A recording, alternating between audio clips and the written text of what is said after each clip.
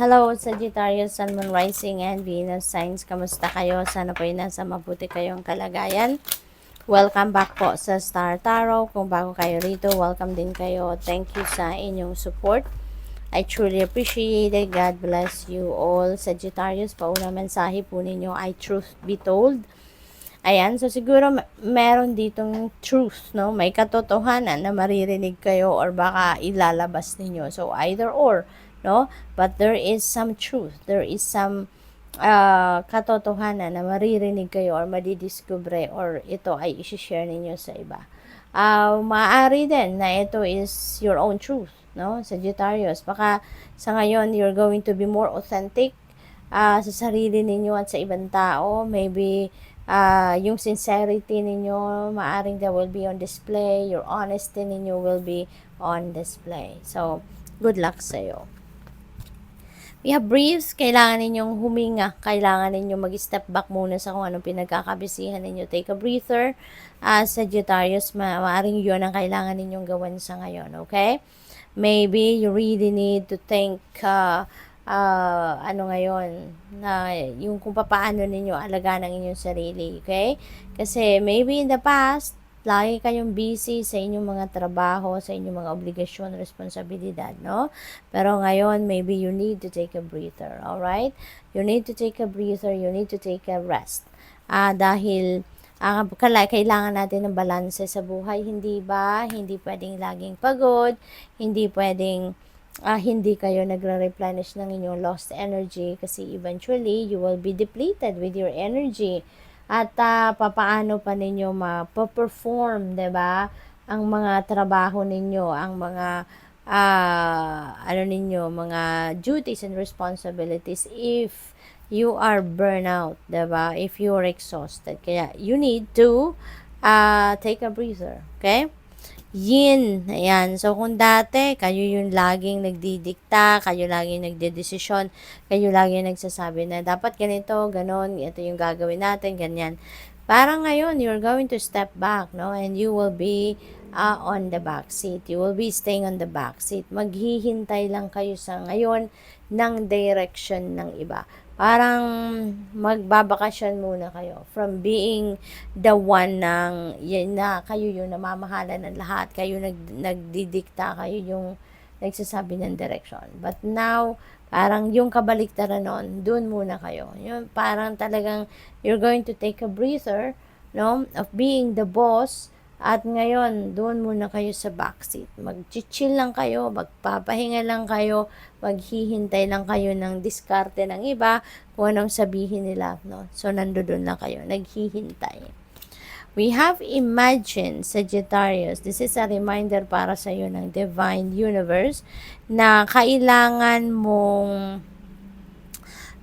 isipin, kailangan mo to make sure kung ano yung gusto mo, no? Be clear and sure of what your intentions are. Be clear and be sure of what you really want in your life. Okay? Kasi maaaring yung intentions ninyo sa ngayon is different from your intentions from yesterday. Baka yung plan ninyo ngayon is different from your plan a week ago. Yung ganun ba? So, para ma-align kayo ng tama, no, ng universe doon sa mga tao, situations, resources, or kung ano pa man, nakakailanganin ninyo para ma-carry out ninyo kung ano talaga yung heart's desires ninyo. So, you need to be clear and sure of what you want, no? Kasi maaring handa na ang universe na tulungan kayo. Handa na ang universe na ibigay sa iyo kung ano man ang minimithi ninyo, provided that it is for your best interest. Pero since paiba-iba nga siguro kayo ng iniisip or ng pinagdadasal, that's why the universe is asking you right now, what do you really want in your life? Okay?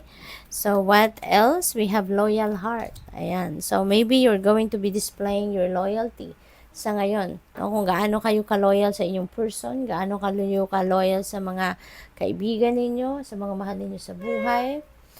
We have soulmates. Wow. So, loyal heart, saka soulmates. So, most likely, baka meron ditong love connection. Ano? So, love connection. Or baka, mamimit nyo ngayon, no? Kung single pa kayo, baka mamimit nyo na ngayon yung inyong soulmate, no? And yung soulmate kasi not limited to ano lang, sa magiging partner niyo sa buhay, no?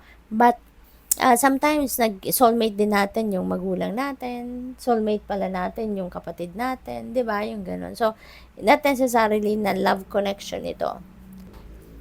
But it is possible, no? It is possible na kung single kayo, baka makilala nyo ngayon yung inyong soulmate that is going to be, ano pala, yun din pala yung jowa ninyo or magiging jowa ninyo, hindi ba?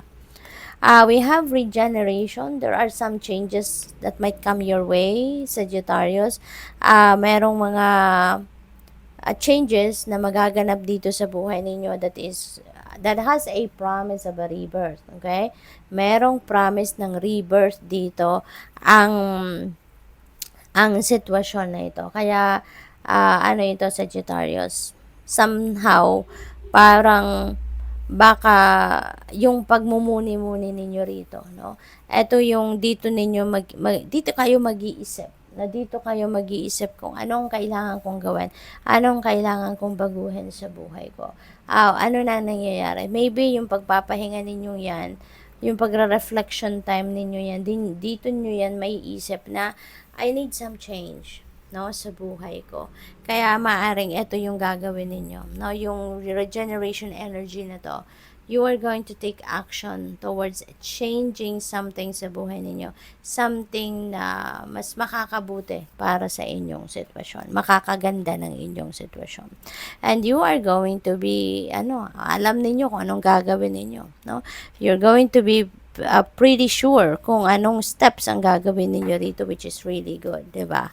You're going to be very confident, no? Pagkatapos ninyong pag-isipan yan kung anong gagawin ninyo, you're going to be feeling confident about pag-i-start ng bagay na yon.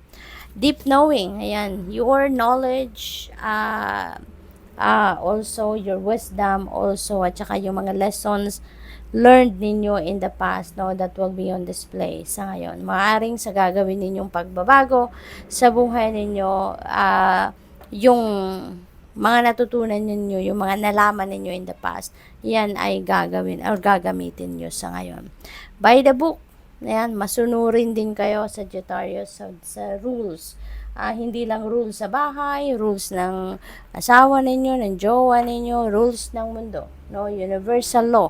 Maaaring kayo ay masunurin, sumusunod kayo sa mga ganon. Kaya napakaganda. Good luck. Thank you for watching. Love and light. Namaste.